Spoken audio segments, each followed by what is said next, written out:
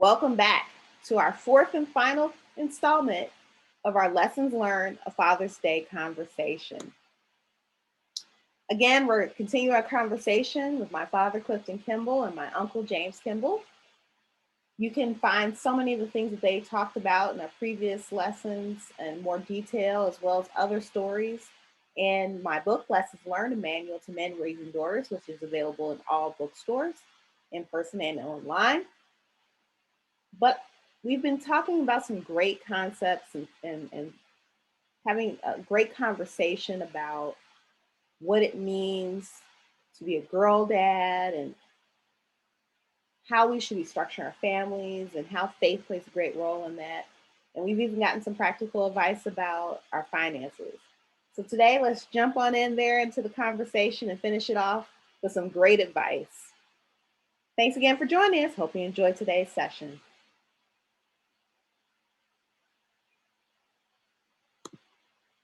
So one of the things that my dad used to say to me, and I presume he said it to Cliff, Clee, and Lee, Every, and Rose as well, he would say, the measurement of a man is not how much money he earns, it's how much he saves.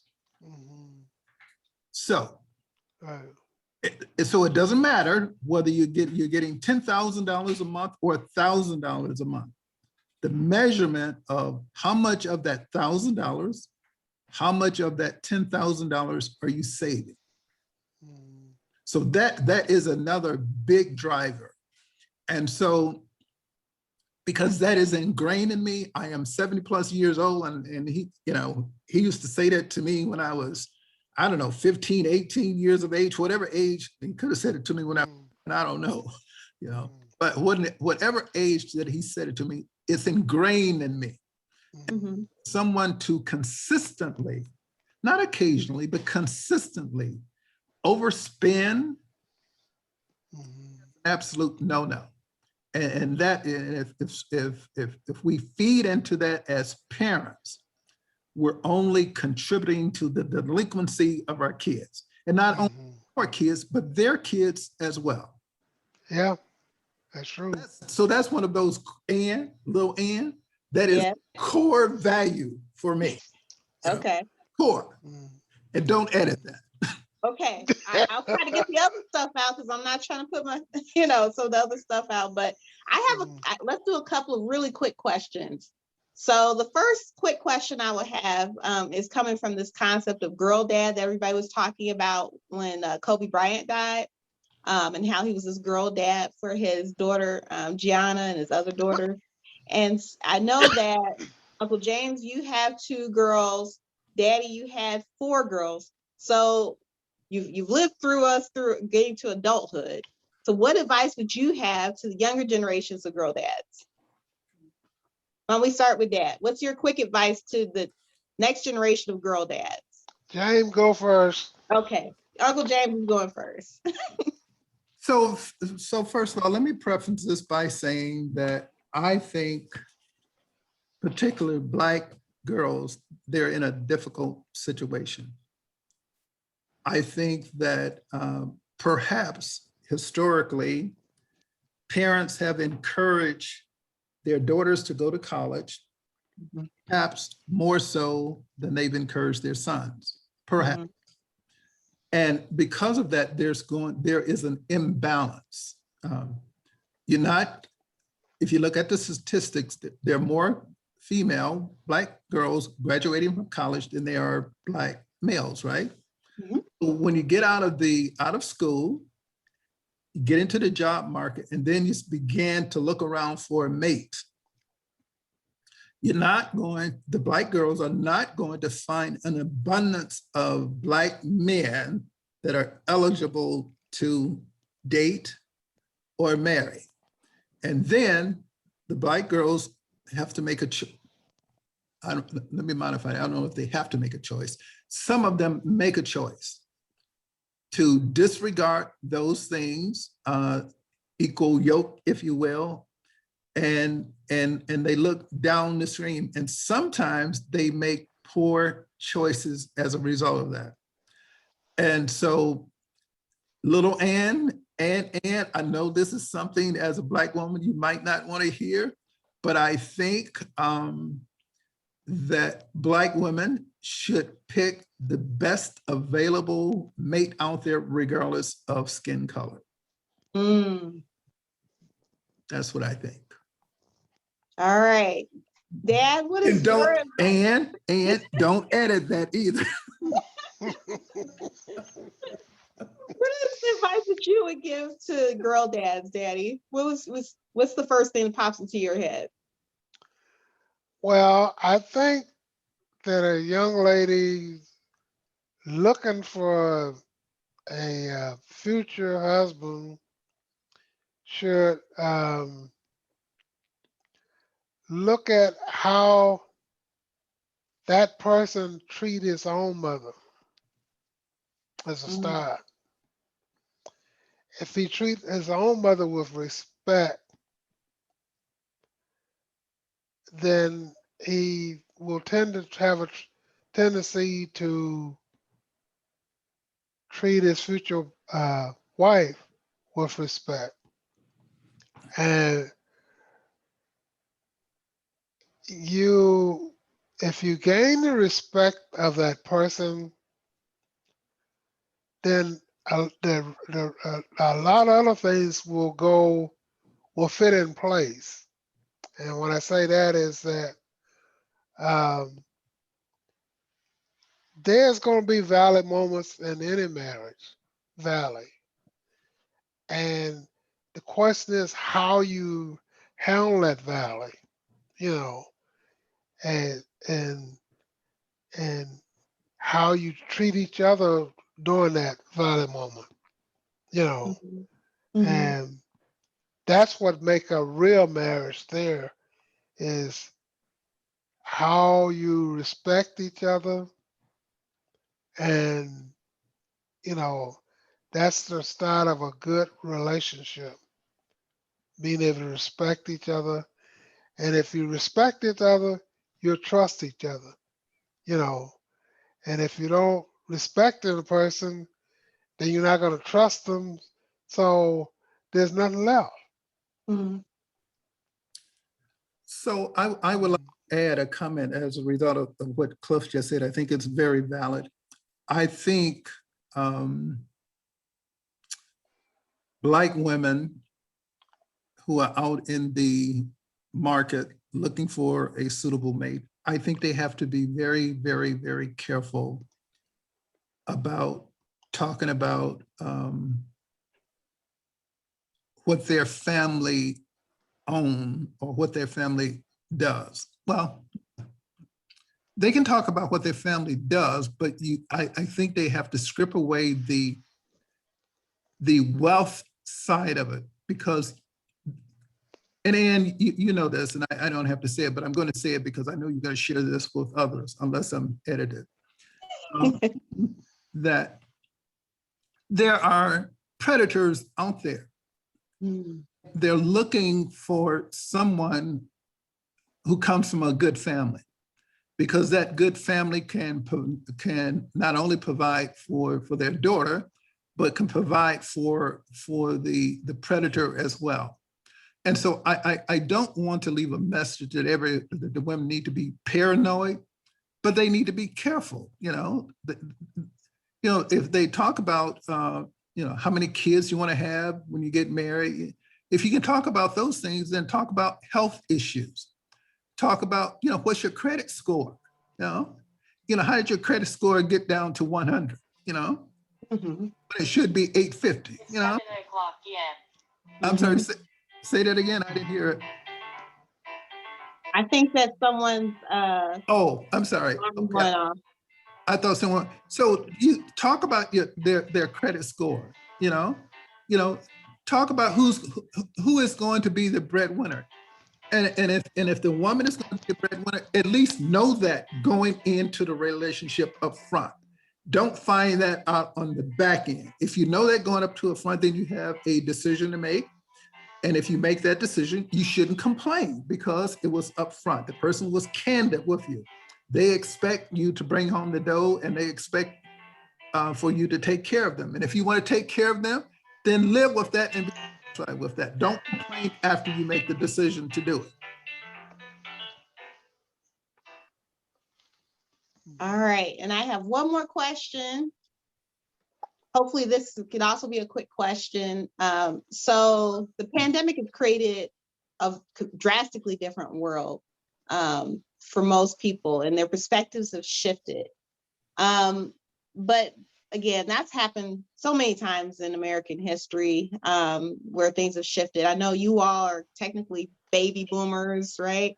So your worldview is shifted based off of the after effects of coming out of World War II, and then even your views have changed as we've gone through the multiple time periods in history, whether that was the civil rights era, or Vietnam, or the electronic boom that we've had with computers. So every phase of American history has always shifted our perspectives. But I'm just wondering, because you have shifted with so many different events that have happened in our history, and we're in this shifting space right now where it's a changing world, based on your experience, what advice would you give for people as they're starting to navigate the world as it is today? So based on my experience, when I was in college, what I was told at the time, that the job that you will probably end up with, it doesn't exist today. So in that regard, I don't think that the world is any different for the baby boomers as it is for whatever Gen X exists today or generation exists today. I think that whatever one does, prepare yourself in order to take advantage of the opportunity. You know, if that is what there's so many different things. I'm not going to try to identify any one particular. There are so many different things that if you are prepared, you can take advantage of. So again, every job does not require a college education, but it does require, if you do not do that, it does require some kind of skill sets. So whatever that may be, prepare yourselves. So if there's an opportunity out there that you want to jump on, that you are prepared to do it. So one of the mindsets with some of the generations today, they think, well, let me set the base. The base is my dad, our dad, he worked multiple jobs in order to provide the necessities for his family. There's a mindset with some of the generations today that they should be able to work a 20-hour work week and be paid for a 60-hour work week. They should be able to show up late and still the boss should pat them on the back for coming in anyway. To me, that's not preparing yourself for the opportunities that are available. I think regardless of the industry that one chooses to apply themselves to, every employer is looking for someone who is dedicated and who has work ethics. And if they don't have those work ethics, I don't care how good they may be, how smart they may be, how talented they may be, as an employer, who's willing to take a risk on a gamble, throwing the dice as someone like that? So that's my take on it. I would add to that that as a young man or female, the thing that they should do, learn more than one thing in life. The reason I say that, if you're good at one thing and that's only good at one thing, technology change that, you're in trouble.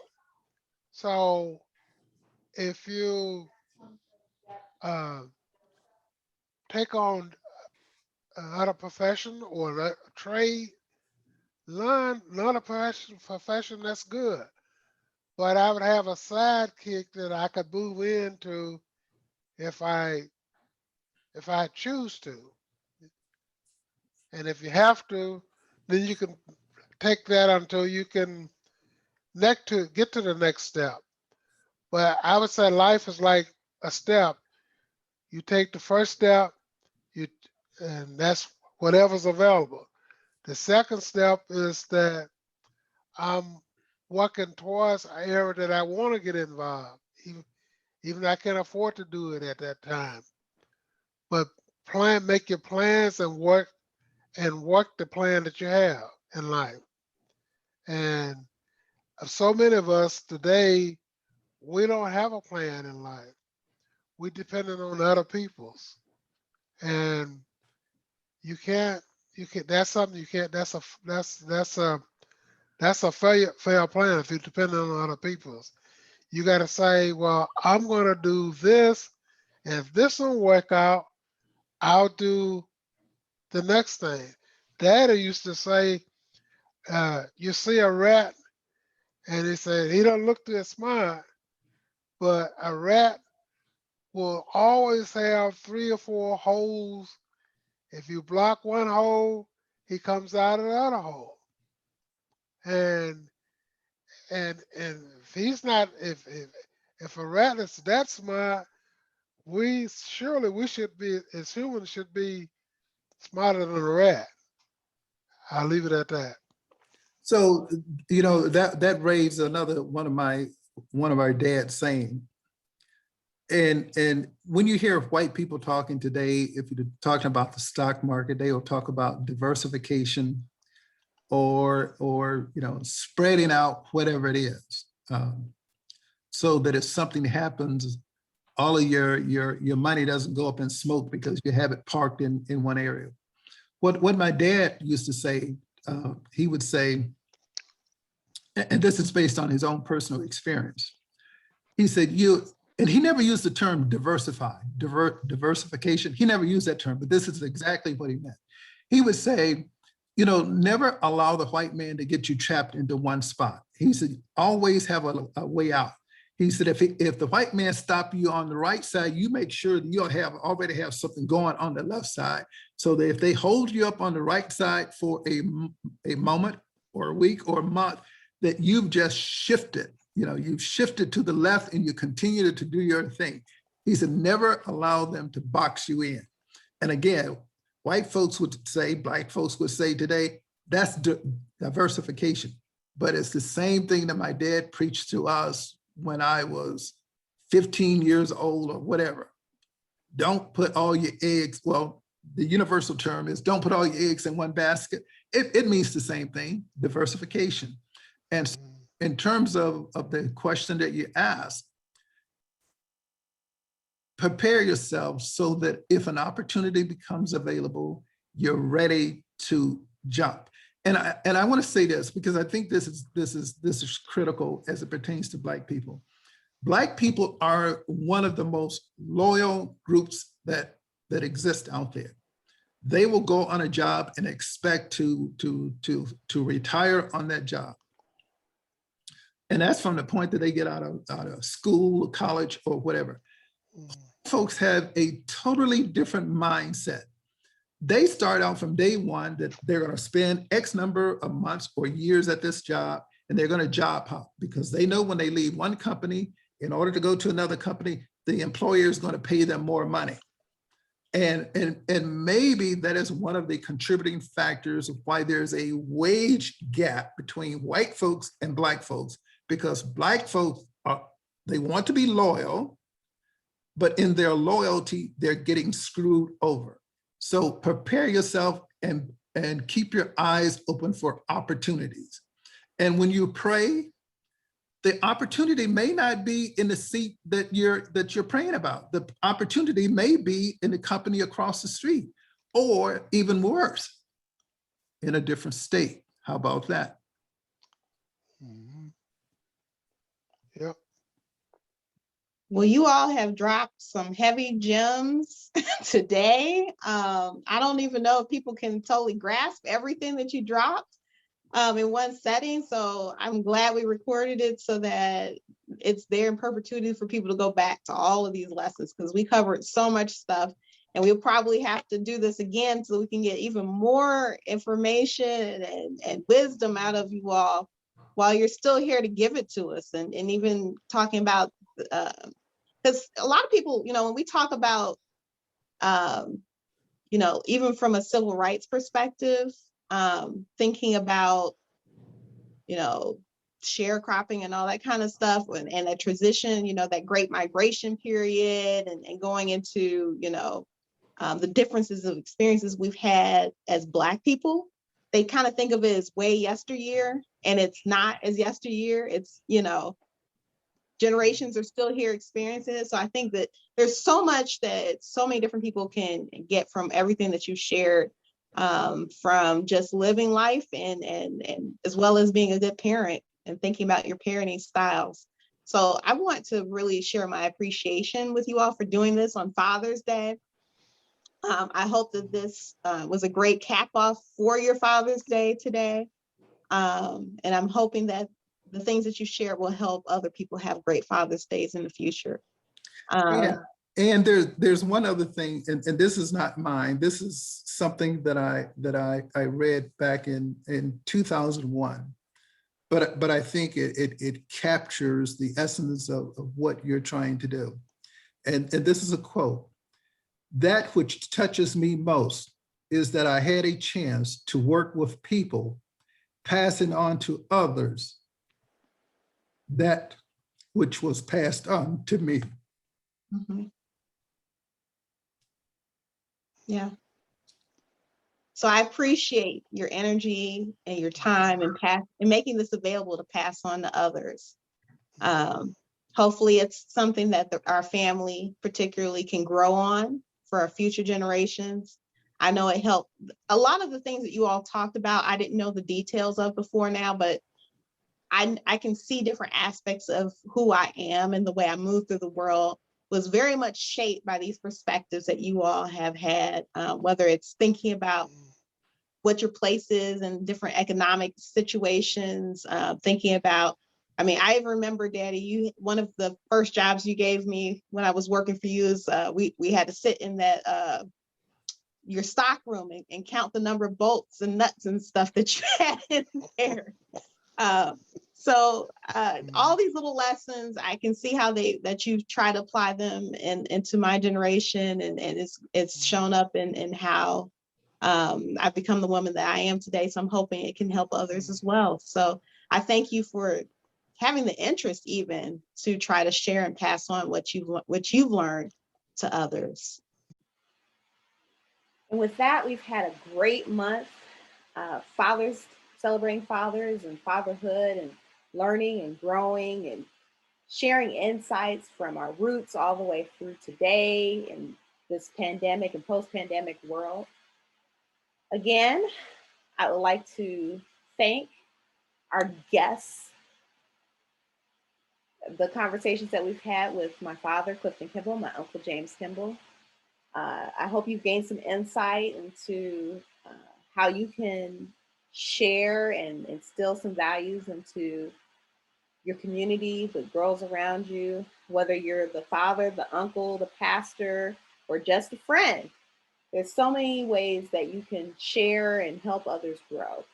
And I hope that this series has helped you do that. Again, if you'd like more information or you'd like to read more about these types of stories, you can purchase my book, Lessons Learned, A Manual to Men Raising Daughters. It's available in bookstores, and you can also buy it online at Amazon and Barnes & Noble and all other bookstores. Thank you for joining us. Hope you learned a lot. Be blessed.